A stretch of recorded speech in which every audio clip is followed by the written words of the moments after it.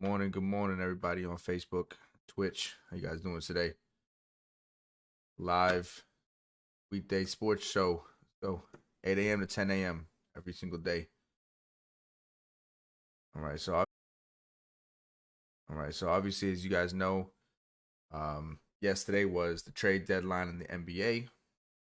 A lot of big trades. Obviously, everybody wants to talk about the huge blockbuster trade between Philadelphia 76ers and Brooklyn Nets. We'll definitely get into that, but we'll get into that one a little bit later. Right now, I just want to say appreciate it to Dawson for the follow. So let's go ahead and get started. We'll go ahead and start. So a lot of the trades began. They started doing a lot of these trades around the beginning of the new year. First and foremost, let's go ahead and take a look at the Thunder trade with the Jazz. Low key trade. My Oni for some cash considerations. Obviously, not a huge deal. They just needed some extra pieces of it to fill out roster spots. Not a huge deal here. So next, we'll look at the Knicks trade for Cam Reddish. Now, I think the Hawks got a steal in this one because Kevin Knox is definitely an underrated, undervalued player, in my opinion. Great forward, who doesn't receive a lot of credit. Cam Reddish also a great young talent. And they also picked up Solomon Hill. Solomon Hill, obviously older player, has been around the league for a while. And then they got to protect the second round pick. So the Knicks also. I mean, I feel like this is like a completely fair trade. I think that Cam Reddish has a lot of upside. Kevin Knox has been in the league for a little bit of time now, and obviously it's not going to go.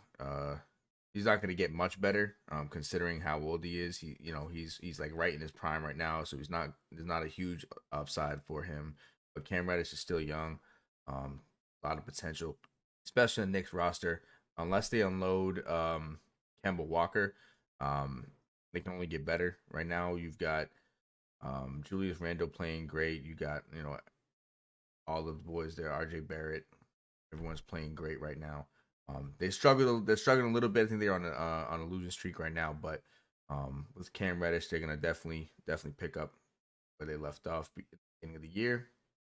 Now, I'm a Celtics fan. I'm up here in Boston, so obviously I got to talk about my boys in the Celtics. Um, Started off real slow this year, but obviously right now we're on a 6 game win streak. Balling. So we ended up picking up Bol and PJ Dozier on January 19th. Okay, now obviously our front court is not great. We got Time Lord. We had Al Horford. Obviously two very great players. Al Horford's a little older, so obviously he's gonna be a little slower. He's not shooting great this year. I think he's only averaging like 30%. The league average I think is like 35. Um, and even still, I mean, Robert Williams is not shooting no threes. Let's be honest, he's not. He's a defender. Um, we had Bull, but we just traded him yesterday to the Magic, I believe. No, it was to the who was it? Traded him to. Actually, I don't even remember who we traded. Yeah, the Magic. The Magic got Bull. And we basically gave up Juancho Hernan Gomez to the Spurs, and didn't really receive much back from that trade. Honestly, mostly just to drop some cap space at this point. Um, and then also on February 4th, the Clippers traded for Norman Powell from the Blazers. Now the Blazers are under a complete overhaul of their roster. They just got rid of CJ McCollum. We'll talk about that in a little bit. They got rid of Robert Covington. They got rid of Norman Powell. Robert Covington, great defender, streaky shooter. It's not great. Norman Powell, he's a shooter. He's a decent defender, but the issue is that now the Blazers really have nobody. I mean, you picked up Eric Bledsoe, Justice Winslow. Justice Winslow is really one of those players that kind of is like sitting middle of the pack. He's not a fantastic player. He's not a great shooter. He's a decent defender, but he's not really somebody who lived up to his potential essentially. When he was drafted, he had a huge upside, but he's kind of just sat right in the middle there. Obviously, Eric Bledsoe's Eric Bledsoe. Um, Everyone calls him Mini LeBron because of how strong he is. Um, Keon Johnson, I don't really know a lot about Keon Johnson, but they picked him up in a future second round pick, so that's obviously for the next up and coming couple years. Um, and I think that the Blazers are looking to make some really big trades coming up, especially with these picks and some of these players that they just picked up. February 6th, we got obviously this is a big one. Caris LeVert to Cleveland. Now that was a huge trade from the Pacers. Um, I think honestly, Cleveland definitely won in this trade here. The Pacers got Ricky Rubio, who's really injury prone. I mean, don't get me wrong, he's a great point guard. The issue is that he's super injury prone, and he hasn't. I don't think he's even played a complete season yet. I think maybe his rookie season was like his first complete season. Um, After that, he hasn't really received a lot of great. He hasn't had a lot of great seasons. Um, they received a bunch of picks. So they got a protected first round pick for this coming draft. And they also received a second round pick from Houston and a second round pick from Utah. Um, so again, like I said, the Cavaliers definitely lucked out on this one here. LeVert is definitely capable scorer. Um, I believe his career high is 50 points when he played for Brooklyn, him and Jared Allen. So now he's back with Jared Allen. Obviously, those boys up there are hooping, and that's to say, without LeBron, nobody wants to live in his shadow, basically. So they're out there hooping, they're doing their thing. Um, they're kind of middle of the pack in the Eastern Conference, which is great. They're doing what they're supposed to do right now. February 8th. This was a big one. The Blazers traded CJ McCollum to the Pelicans. So they got CJ McCollum, Larry Nance Jr., and Tony Snell. Tony Snell, one of those like moderate defenders. He's never really been a specifically great shooter. He's kind of like in a sense, a younger version of Luol Deng, just minus the shooting, I guess, if you would. Um, he can shoot, but he's kind of like a streaky shooter. I mean, his career averages aren't great.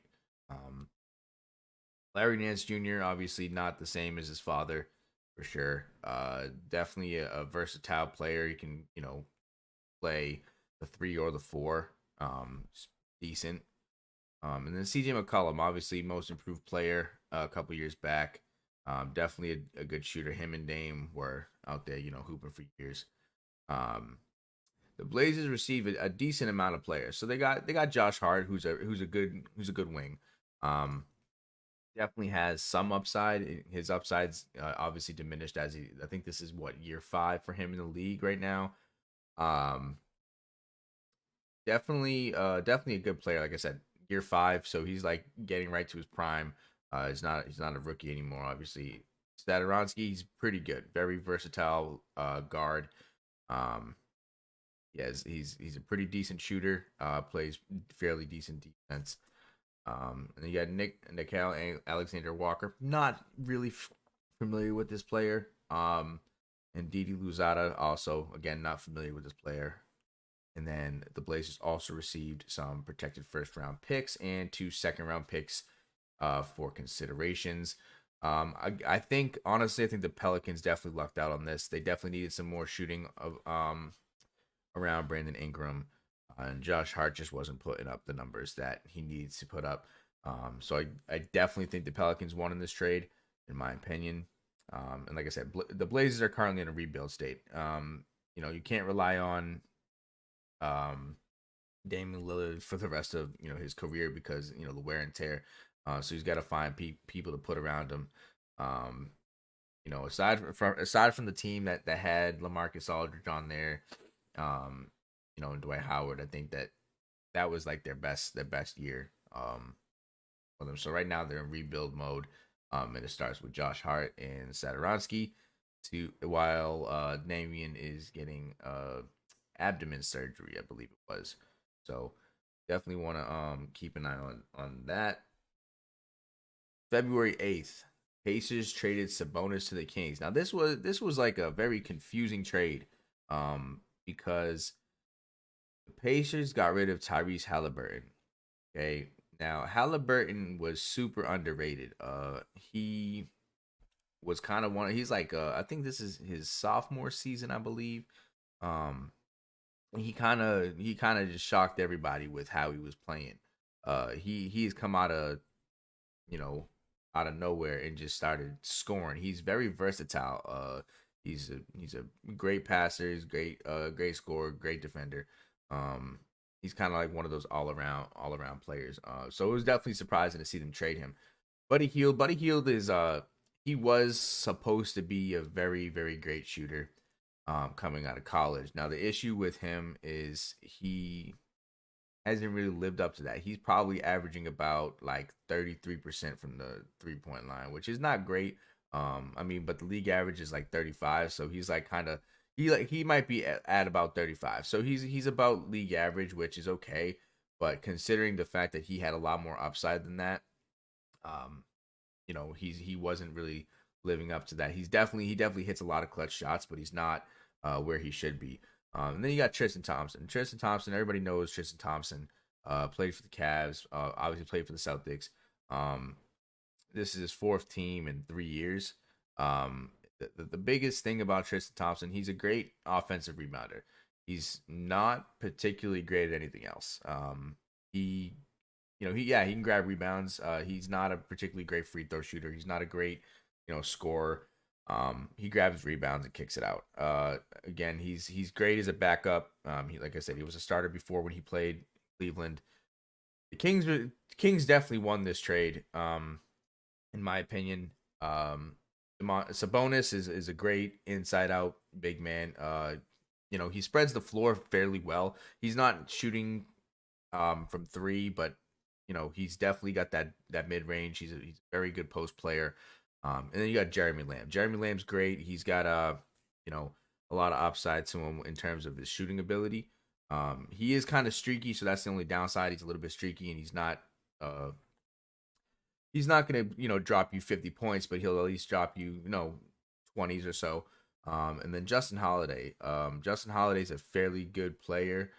He's not as good as his brother Drew, but he's definitely a great player. And then the 2027 second round pick. So they're looking for the long haul. Definitely want to make sure keep an eye on this Kings team though, especially with De'Aaron Fox. So that should be a great opportunity for them. I think, like I said, I think the Kings definitely won in this trade, in my opinion. Obviously Halliburton is a great player. I think that the Pacers just kind of need to rehaul their entire roster, really. Otherwise, they're going to be rebuilding for quite some time. Now we got February 9th. The Blazers send Alexander Walker to Utah. So Nikhil got traded to the Blazers originally from the CJ McCollum deal. They then traded him to the Jazz with Hernan Gomez for Joe Ingles, Elijah Hughes, and a second round pick. Honestly, the Blazers kind of lucked out in this deal. Joe Ingles is actually a really versatile small forward. In my opinion, he's actually for what he was. Maybe it was just because he played in Utah, and obviously Utah, they have high expectations for their ball handlers. But in my opinion, I think that the Blazers definitely lucked out on this one. Joe Ingles is definitely a versatile wing. Elijah Hughes, I don't really know too much about him, and obviously second round pick for the like I said, they're definitely rebuilding. The Spurs got Satoransky in a second round pick from that. And also looks like Utah is also sending out 2 second round draft picks in the deal for Hernan Gomez and Walker. Obviously looks like for sure the Blazers definitely want to pick up some talent with this coming draft. And also we've got the Heat trade. They traded KZ Okpala to the Thunder. I don't really know too much about this player, so unfortunately, I can't really give you a weigh in on this. I mean, they got a second round draft pick for him, so I'm assuming it's just to fill roster spaces. Now, February 10th trade, we've got the Kings and the Bucks. It's a 4-team deal. Excuse me, guys. It's a 4-team deal. We've got the Bucks receives Serge Ibaka and 2 future round draft picks plus cash consideration. The Bucks definitely lucked out on this. He's a great versatile big man. In fact, he's one of the best. He's like one of the premier shot blockers in the league. Plus, he can also space the floor. In recent years, though, he hasn't been shooting as often as he did when he was in OKC. Um, doesn't mean he can't shoot the three. He played in Toronto when they won the championship. Um, Again, they are very lucky to have picked him up, and then plus they're getting some draft picks for later years.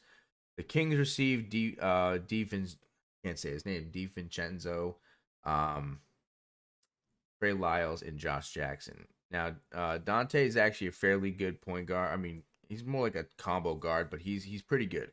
He's actually really crafty inside. Um, so there's definitely some upside. The only thing he's got, obviously, he's limited play time because he's been behind the entire Bucks roster. So Trey Lyles, he's an okay big man. He can space the floor occasionally. He's not a super great 3-point shooter, but he's probably right there along with the league average. But he can definitely space the floor. Josh Jackson, I never really followed a lot of Josh Jackson, so I couldn't really tell you a lot of information about him. The Clippers received Rodney Hood and Semi Ojeleye. Now, I love Semi Ojeleye. He was in Boston for quite some time. Um, he's a guard that's a big body. Okay, if that makes sense. So he's a two guard, but he plays bigger than his size. Um, he's been able to guard players like LeBron. He's guarded players. He's a lot of big name talent when he played for the Celtics. So he's a physical body. Definitely somebody that they can use. And then they receive Rodney Hood. Rodney Hood has always been good in my opinion. I wouldn't say he's one of the premier players in the league, but he's definitely been definitely someone to keep an eye on, especially when the Clippers team is going to do great in my opinion. And then the Pistons received Marvin Bagley the third. Now Marvin Bagley is a very underrated big man. I actually do like him. I didn't really like him on the Kings, and I think that's why a lot of his upside had diminished. So seeing him on or in the Pistons, where he's going to be a great defender, anyways, is going to look really, really good on his resume. So keep an eye on that one. In my opinion, I think Bucks were the big winners in this trade. Well, actually, I guess the Bucks and the Clippers were definitely the big winners in this 4-team deal. The Kings lucked out on this one. The Pistons also got a good deal too, but I think the definite winners are the Bucks and the Clippers in this. So now, all right. So remember now, the trade deadline was yesterday at 3 p.m. So all these trades that happened yesterday, we're gonna get into those. But obviously, at the very end, we'll talk about the big blockbuster trade. You guys are gonna, I want to hear all you guys' opinions. So if you guys want to join in, just drop a comment below. Make sure you guys like, follow, and subscribe on all social media accounts. LT92Henny, Facebook, Twitch, YouTube, and on TikTok. All right, guys. So now, February 10th, we got the Raptors add Thaddeus Young, and the Spurs get Goran Dragic. Now, this is an interesting trade. So, the Raptors received Thaddeus Young, Drew Eubanks, and the 2022 second-round pick from the Pistons. And the Spurs got Goran Dragic in a first-round pick, which is protected 1 through 14. A 2023 first-round pick, and it's protected 1 through 13. So, in my opinion, the Spurs definitely lucked out on this because Goran, definitely an older player, started to add a little bit more playmaking as he got older. I appreciate it, Caitlin. Make sure, yeah, of course, follow and subscribe. The thing is about Goran Dragic, as he's gotten older, he's not scoring as much. Obviously, like I said, he definitely dropped you 15 or so points. But he's become more of a playmaker, which is obviously what the Heat needed at the time. But now they picked him up. I believe they picked him up off of waivers. Actually, no, it looks like they got him from Raptors. Oh, that's right. Raptors traded him for Kyle Lowry last year. That's correct. So they picked him up for Thaddeus Young. Now, Thaddeus Young he's an old school like stretch four. He's been in the league for quite some time. In my opinion, I have actually always liked Thaddeus Young. Even when he played for the 76ers, I thought he was good. He played with Evan Turner and them. He was a good four. He's like kind of the first like stretch four that really like separated himself from the others. I mean, obviously you had players like the White Mamba. You had players like Rashard, Rasheed Wallace. I can't think of his name. Rasheed Wallace. Players like that. But he was definitely one of those players that was kind of like undersized, but could definitely drop you those quick buckets. Um, Now Celtics traded Bol and PJ Dozier. Now Bol got traded because he was injured. He has a nagging leg injury that never really healed itself. Now the issue with his leg injuries, I mean, he's I think like 7'6" or something like that, something crazy tall. And when you're that tall and you're doing what he does, he can dribble the ball. Let's not get it twisted. He's got ball hand. He's got guard handles for a big man. It's crazy. Um, the issue with that becomes he's putting too much pressure on his legs. It's the same thing that happened to Yao Ming when he played for the Rockets, and that's why he had to stop playing. He played for I think it's like a couple seasons, like 5 or 6 seasons, and then he got injured, and then he just never cleared the team's roster spot. So it's like the same thing in my opinion. Um, I just think that it was a poor trade on the Celtics part because we definitely need a versatile big man. Since they're trying to drop Al Horford. PJ Dozier, I mean that's fine. We can trade him all day, but we got a second round pick in exchange, which I understand they're trying to get below the tax cap. I get all that. I just think that some of the moves for long term and for winning, they got to be a little more careful with some of these trades. Now, this one here, um, I wasn't too happy about because personally,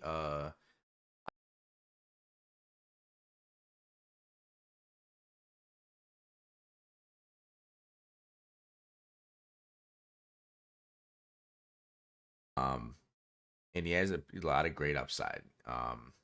He's not a terrific shooter, but obviously he's building into his into his position.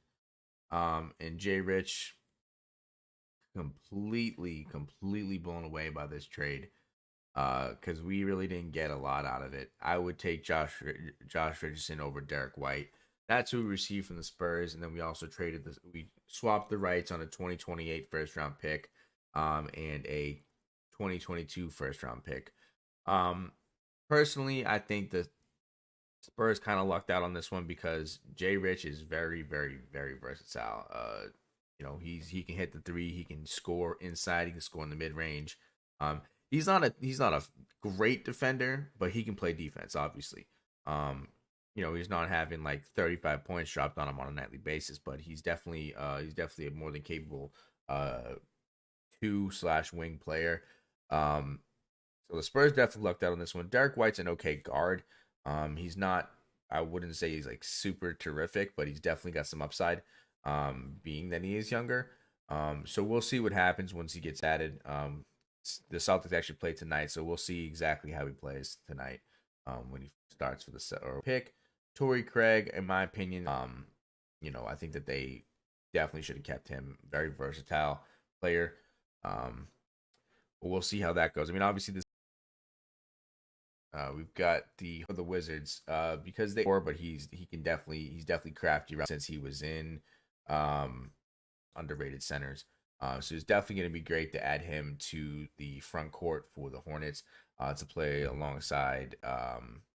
I can't think of his name there, and I thought that the team was great. I mean, obviously they've been struggling a little bit lately, but it's going to be good to see Chris Stapps and um, why can't I think of his name? The kid that they just traded from the Lakers.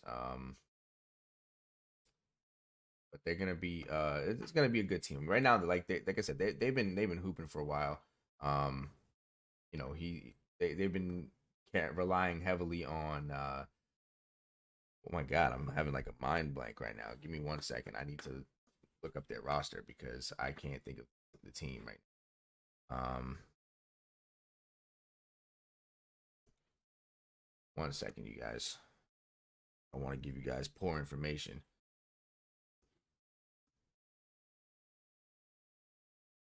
Kuzma has been hooping for a while. Um, ever since he got out of LA, basically. So right now they've got Bradley Beal, obviously. Everyone knows Bradley Beal's a great shooter. They got Hachimura, decent power forward, but everyone's been watching Kuzma lately. They've got Caldwell Pope, which they just picked up from LA. They got, let's see, who's their center? They got Daniel Gafford. I don't really know too much about Daniel Gafford. Thomas Bryant. He's been there for a couple years. Aaron Holiday, which I believe is the younger of the three Holiday brothers. Um, they just picked up Porzingis. Obviously, he's going to be their starting center or forward. Um, I don't really know half the rest of their team, honestly. So I can't really tell you too much about the Wizards trade. Obviously, the Mavericks getting Spencer Dinwiddie was a great trade because he's actually a fairly good scorer. I'd say he's like a slightly better than the middle of the pack in terms of scoring output. He's definitely capable of dropping a high point total. Um, Davis Bertans, I believe he's a big man, but um, don't know too much about him. I can't really give you any information on him. And this is the trade that I'm okay with in terms of like the Celtics making this trade because obviously I said it, I'm a Celtics fan. I'm from Boston. This trade I was actually okay with because we brought back one of our former players who I actually really did like, and I was kind of pissed off when they traded him. So we traded Dennis Schroeder.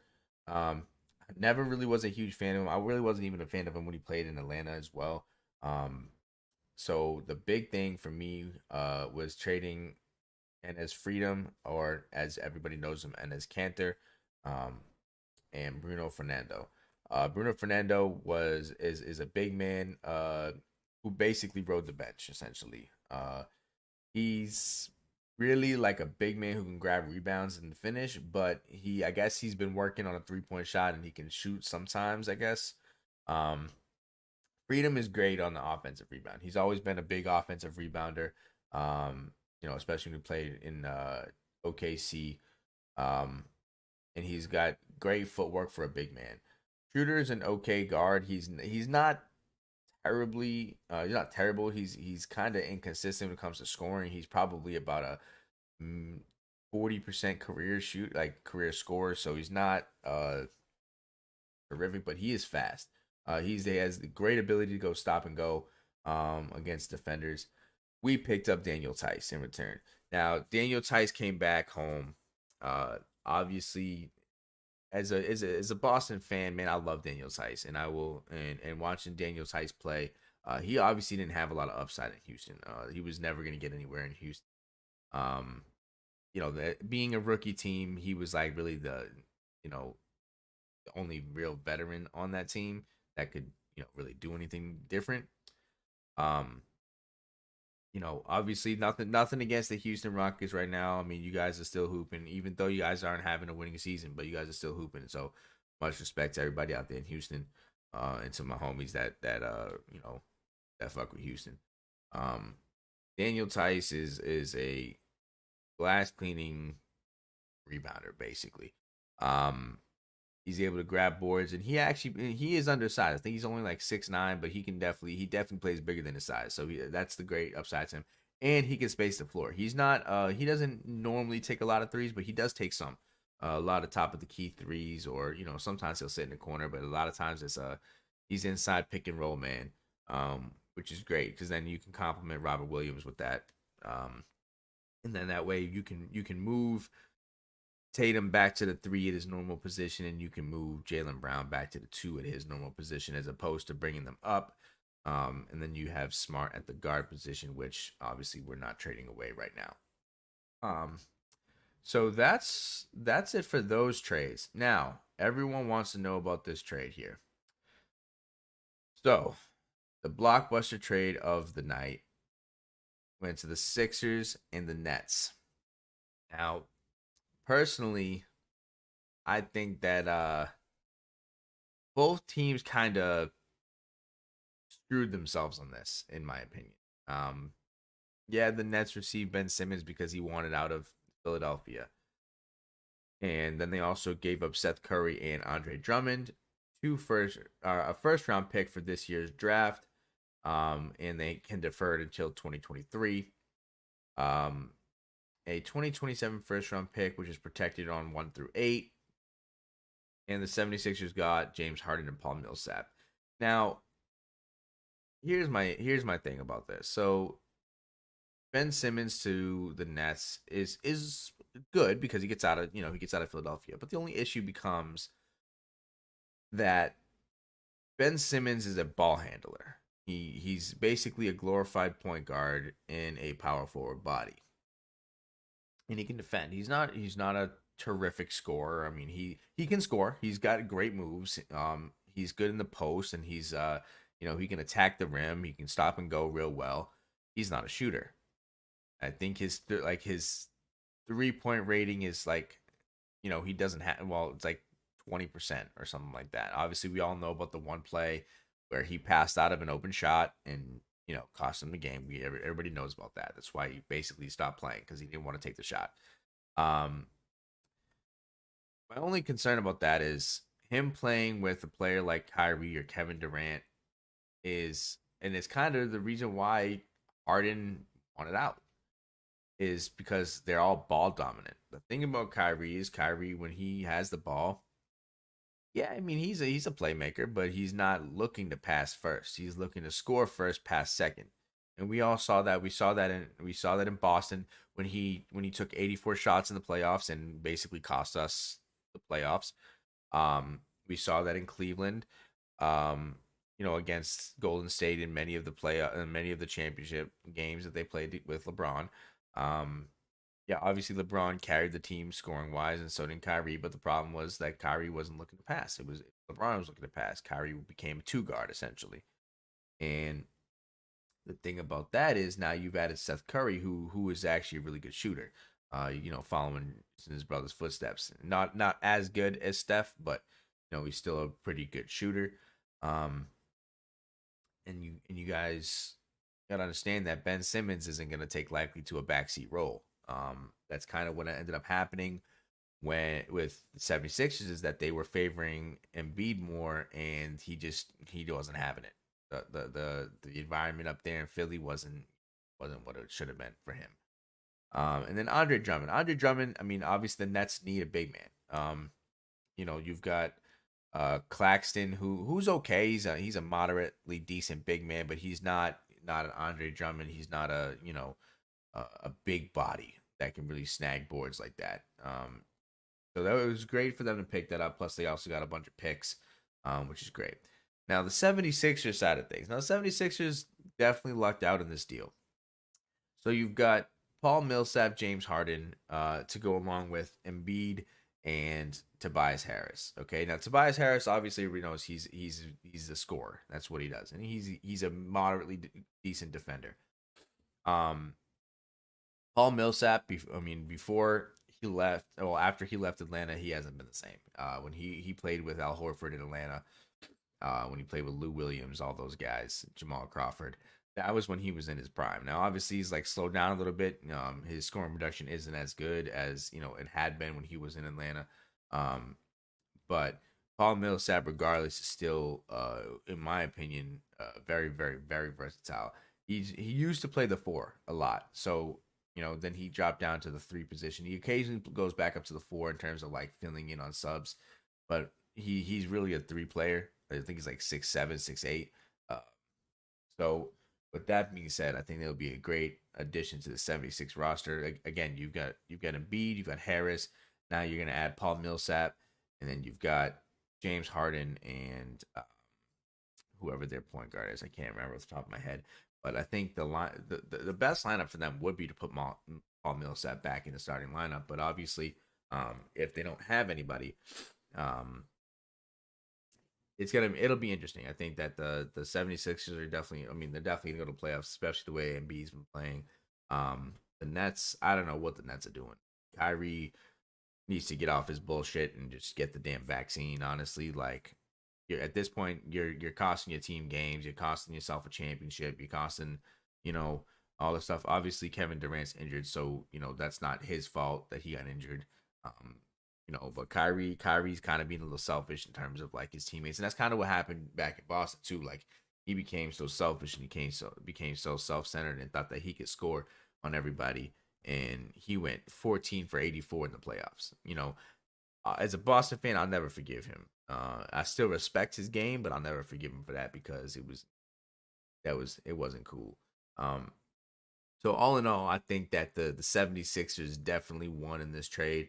I think that Ben Simmons is probably going to struggle in the Brooklyn system because he has to take a backseat role unless they move Kyrie to a two guard position, which would be interesting because he's not really a two guard. He's definitely a ball handler, and putting Ben Simmons at the point guard position. So it'll definitely be interesting to see how they incorporate Ben Simmons into the fold. But I think that Ben Simmons might end up in a similar situation where he's going to struggle um, being a backseat driver to Kevin Durant and Kyrie. So that'll be interesting to see.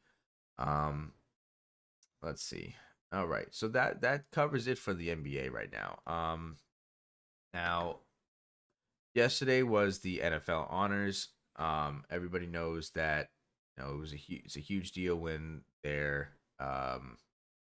when players retire and they get to see um, who gets entered into the Hall of Fame and all that kind of stuff. So yesterday, Aaron Rodgers won his fourth straight MVP. Everybody knows that he's a great quarterback.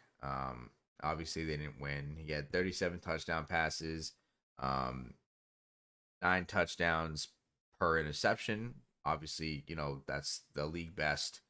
Um, Defensive Player of the Year, T.J. Watt. Um, that's definitely is the brother of J.J. Watt. Obviously, um, he's definitely been one of the better defenders here in football. Offensive Rookie of the Year, we got Jamar Chase from the Bengals, wide receiver. Obviously, he's broken a lot of the Cincinnati's records. To what it comes down to. In a single game, he had 266 yards, single season, 1,400 receiving yards, 81 receptions, and he had averaged about 18 yards per reception. So obviously, fantastic numbers for a rookie. That's absolutely phenomenal for a rookie. Nobody's done that in a while, obviously. Um, and he's the first Bengals player to have more than 200-yard games in a single season. Um, Crazy, crazy, crazy player. We got Defensive Rookie of the Year, Micah Parsons from the Dallas Cowboys, linebacker. Comeback Player of the Year is Joe Burrow, quarterback, Cincinnati Bengals. Obviously, we know he's going to be playing in the playoffs, or excuse me, not the playoffs. I meant the Super Bowl. Absolutely phenomenal game that they played. He's been playing terrific all year, and for some new talent, obviously, like it's crazy. They added a lot of good players this year. See what they do in the Super Bowl coming up this Sunday. Coach of the Year, Mike Vrabel. Mike Vrabel, as you guys know, former Patriot. You know, he let's see. So he actually had. So this is interesting. So we got. I'm reading this off of ESPN because I wanted to read a little bit about uh why they received these honors. So apparently Mike Vrabel suited up 91 different players this year. That is interesting. Um, it's so they had Derrick Henry, Julio Jones, AJ Brown, Bud Dupree, um, all these. I mean, obviously, um, they had a decent year, but 91 different players this year they ended up having. So that was interesting. Let's check out the Hall of Fame honorees because obviously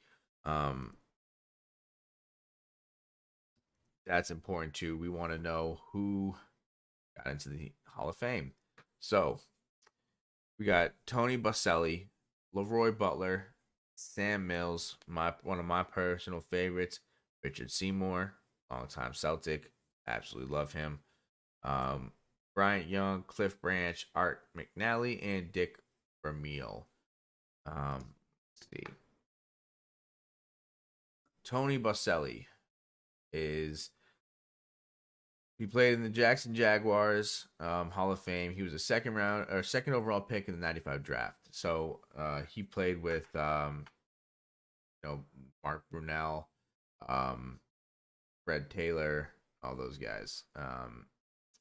Unfortunately his career ended early in 2001 because he had a shoulder injury and it was never the same. He had 5 Pro Bowls. Um, he was first team All Pro 3 times. Unfortunately, only played 91 games due to shoulder injury. And we've got Leroy Butler. Leroy Butler, what do we got? 12-year career with Green Bay, 4-time Pro Bowler, first time All Pro. So this is 16th year of eligibility. So he's one of just 6 players with 30 plus interceptions and 20 plus sacks in his career. So obviously a great defender. Sam Mills. He's part of the New Orleans Dome Patrol defense for over a decade. He retired in '97. Let's see. Came into the NFL in 1986. The Saints defense ranked in the top 5 in points per game allowed, yards per game, rush yards per game allowed, and rush touchdown allowed in that season. In '95, he founded the Carolina Panthers, playing 3 seasons with the expansion franchise before retiring in '97. So he's been around. He retired in '97, but they retired his number in 2005. 5-time Pro Bowler, first team All Pro. It looks like he also actually passed away in 2005 as well. He had cancer, so big ups to him and rest in peace. It's his 20th year of eligibility, so they enshrined him posthumously. Anytime somebody passes away, they usually just honor them anyways. Look at Kobe; he was automatically inducted. He was going to be inducted anyways, but he was inducted posthumously the following year after his death. Rest in peace, Kobe Bryant. Richard Seymour, man, obviously one of my favorite players. 12-year career with Oakland. He played. I don't even know how many years he played for us, but 3 Super Bowls. He was a 6th overall pick in 2001. We won 3 Super Bowls with him. 8 years in Boston, 4 years in Oakland. 57 career sacks. Obviously, that was crazy. Remember the 2000s all decade team. 7-time Pro Bowler, 3-time All Pro. So 4 years he's been eligible. And it's his 4th time as a finalist. So he's definitely getting enshrined this year, which is amazing. Kudos to you, Richard Seymour. Appreciate everything you've done. You got Bryant Young, 14-year career, the 49ers. He started all 208 games. He was drafted in '94. He was in the Super Bowl when they won. He had comeback player of the year in '99. He had a broken leg in '98. Retired in 2007. After with 89 career sacks, which is amazing. It's the most of any 49ers player since '82. 4-time Pro Bowler, 1-time first team All Pro. 10th year of his eligibility in his 2nd year as a finalist. We've got Cliff Branch. So as a Raider, and he was he was part of the John Madden's Raiders in 1972. 74 he had a breakout season with 1,092 receiving yards, 13 touchdowns. Let's see. 4-time Pro Bowler, 3-time first all team Pro. And he had, let's see, how many years was he eligible? So he wasn't eligible as a player, but he was a semifinalist in 2004 and 2010. Branch, let's see. Again, he like I said, he passed away in 19. We've got Art McNally. Um, he was a referee. Dick Formelli, the coach. He led two different franchises to Super Bowl. But yeah, other than that, that's everything we got for today, guys. Obviously this stream was a little bit between the trade deadline and the NFL honors. Starting on Monday, the 14th, our show will cover a little bit more. And then with social media accounts, LT92